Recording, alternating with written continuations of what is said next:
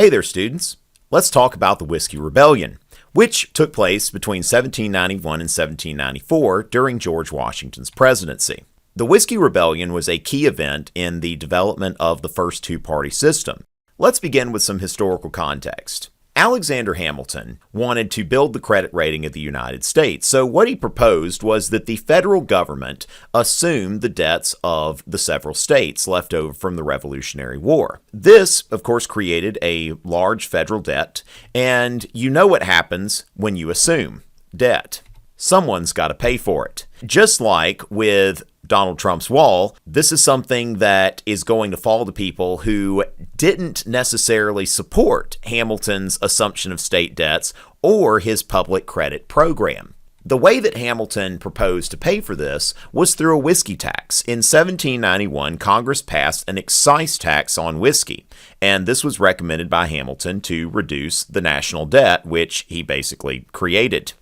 An excise tax is a tax on products sold or produced for sale. In this case, this is on whiskey that is produced for sale. This is also an example of what you could call a sin tax. This is a tax on products that are deemed luxurious or even potentially harmful. Now today, whiskey is seen as a luxury, something enjoyed by gentlemen. But it used to be a poor man's drink, that rich people would drink wine back then, not whiskey. Jefferson once said, "No nation is drunken where wine is cheap, and none sober where the dearness of wine substitutes ardent spirits as the common beverage. It is, in truth, the only antidote to the bane of whiskey."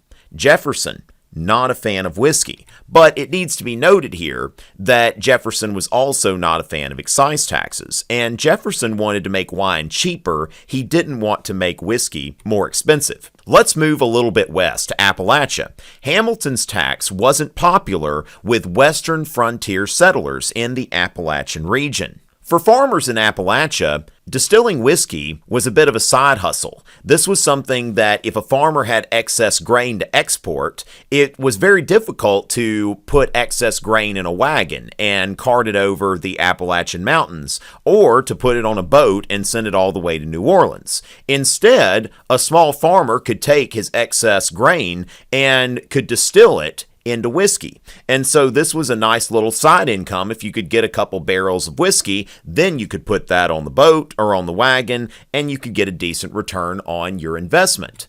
Also, in the West, whiskey was often used as currency. This was still a time where cash was not very plentiful. So in these cash-poor areas, whiskey was often used as a medium of exchange, or somebody might get paid in whiskey. I wish somebody would pay me in whiskey.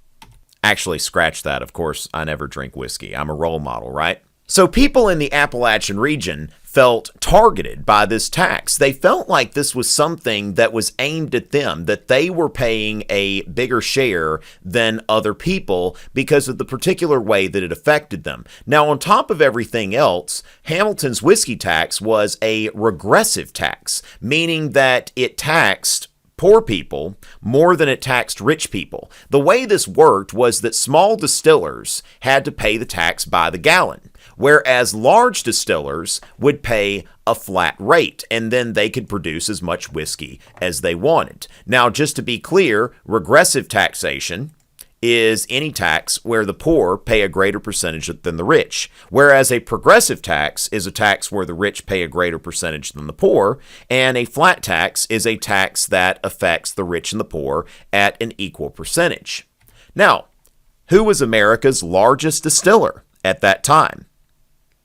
You guessed it, George Washington. The President of the United States. George Washington operated a huge commercial distillery on the grounds of Mount Vernon, and he was bringing in some serious money. Distillers like Washington could pay a single flat fee and produce as much as they wanted with no additional tax. But Western farmers who lacked the resources to operate on that kind of scale had to pay a tax on every single barrel they produced. So now let's talk about the actual rebellion.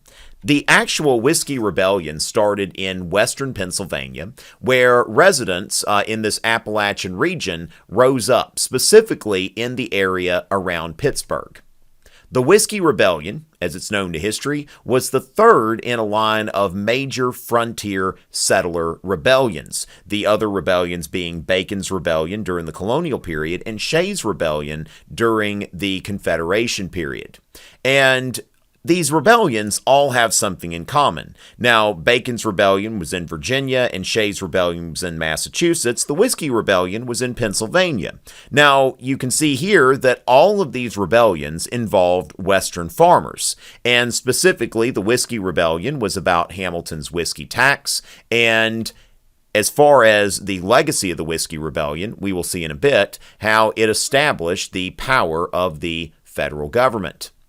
So what you have here in all of these rebellions is a contest between frontier farmers and Eastern elites. It has a nice alliterative quality to it. Frontier farmers versus Eastern elites. Now, the American Revolution had some features of these rebellions, but it was a cooperative effort between frontier settlers and colonial elites who supported the revolution. The Whiskey Rebellion was the last of these armed uprisings in the early history of the United States.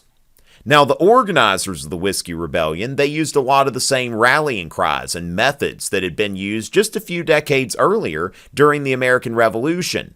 "No taxation without representation," shouted the disgruntled crowds. Now, I know what you're thinking. They were technically represented. All right, Western Pennsylvania was technically represented in Congress. But remember that during the Revolution, a lot of the unrest was about this outside authority taxing people in the colonies. So the idea of this newly created central government directly taxing citizens was still very controversial. And to these frontier farmers, this was really not any different than the Stamp Act.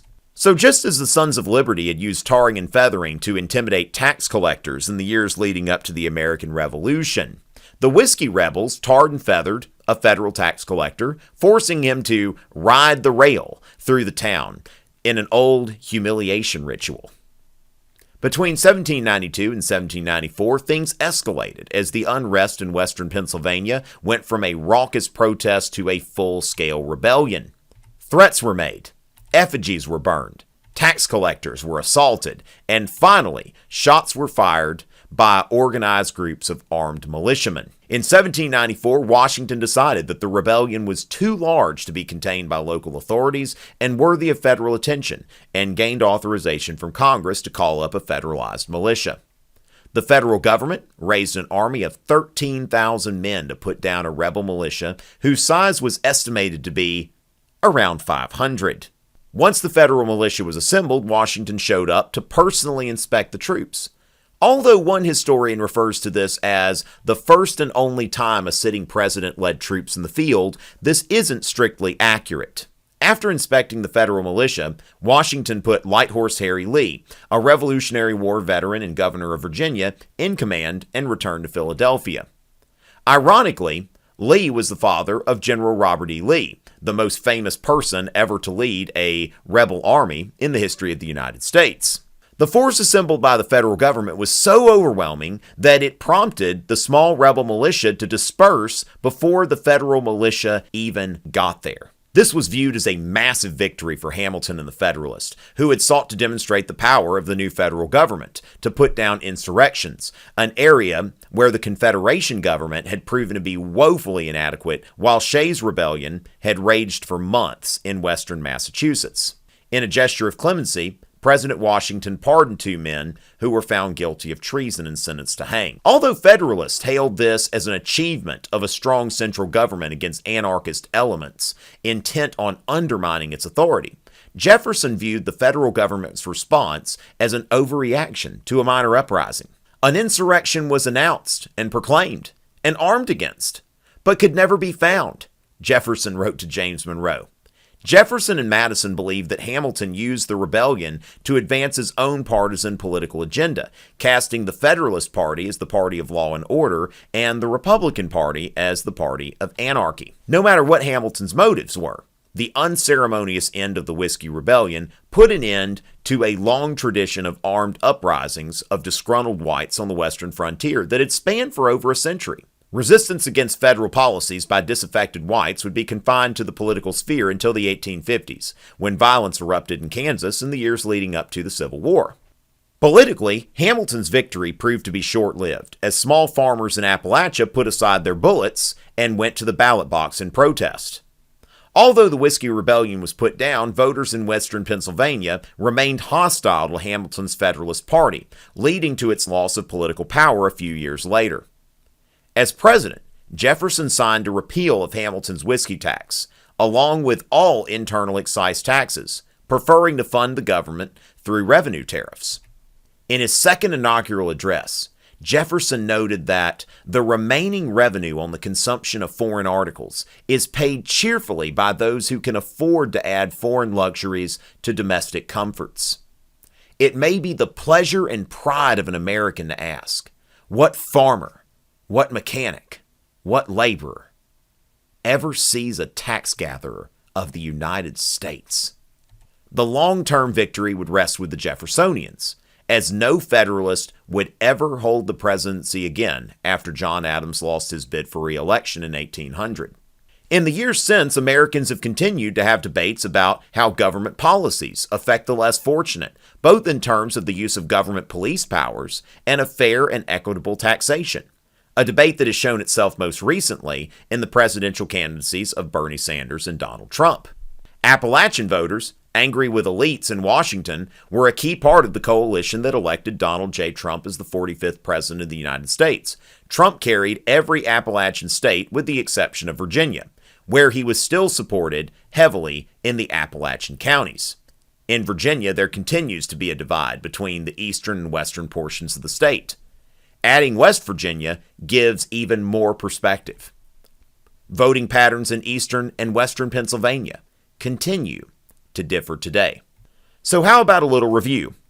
First of all, Hamilton got Congress to pass an excise tax on whiskey to help make payments on the federal debt. 2. Hamilton's tax was regressive, impacting western farmers with small distilleries more than large distillers like George Washington. 3.